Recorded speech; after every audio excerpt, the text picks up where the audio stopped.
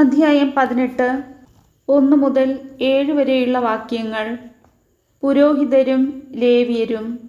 കർത്താവ് അഹ്റോനോട് അരുളിച്ചെയ്തു, നീയും പുത്രന്മാരും നിന്റെ പിതൃഭവനം മുഴുവനും വിശുദ്ധ സ്ഥലത്ത് സംഭവിക്കുന്ന അകൃത്യങ്ങൾക്ക് ഉത്തരവാദികളായിരിക്കും. നിങ്ങളുടെ പൗരോഹിത്യ ശുശ്രൂഷ സംബന്ധിച്ചുണ്ടാകുന്ന തെറ്റുകൾ നീയും പുത്രന്മാരും ഏറ്റെടുക്കണം.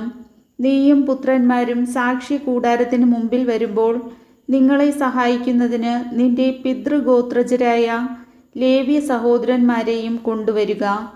അവർ നിങ്ങളെ പരിചരിക്കുകയും കൂടാരത്തിലെ പരിചാരക വൃത്തികൾ അനുഷ്ഠിക്കുകയും ചെയ്യട്ടെ. എന്നാൽ വിശുദ്ധ മന്ദിരത്തിലെ പാത്രങ്ങളെയോ ബലിപീഠത്തെയോ അവർ സമീപിക്കരുത്. സമീപിച്ചാൽ അവരും നിങ്ങളും മരിക്കും. അവർ നിങ്ങളുടെ കൂടെ നിന്ന് സമാഗമ കൂടാരത്തിലെ സകല ജോലികളും ചെയ്യണം. മറ്റാരും നിങ്ങളെ സമീപിക്കരുത്.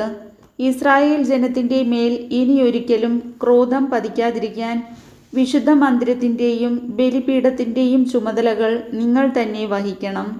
നിന്റെ സഹോദരന്മാരായ ലേവ്യരെ ഇസ്രായേലിൽ നിന്ന് ഞാൻ വേർതിരിച്ചെടുത്തിരിക്കുന്നു.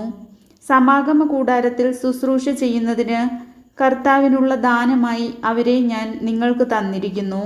ബലിപീഠവും തിരശ്ശീലയ്ക്ക് പിന്നിലുള്ളവയും സംബന്ധിച്ചുള്ള പൗരോഹിത്യ ശുശ്രൂഷകളെല്ലാം നീയും പുത്രന്മാരും അനുഷ്ഠിക്കണം. നിങ്ങൾ തന്നെ അത് ചെയ്യണം. പൗരോഹിത്യ ശുശ്രൂഷ നിങ്ങൾക്കുള്ള ദാനമാണ്. മറ്റാരെങ്കിലും അതിന് തുനിഞ്ഞാൽ അവൻ മരണശിക്ഷ അനുഭവിക്കണം. കർത്താവിൻ്റെ വചനം.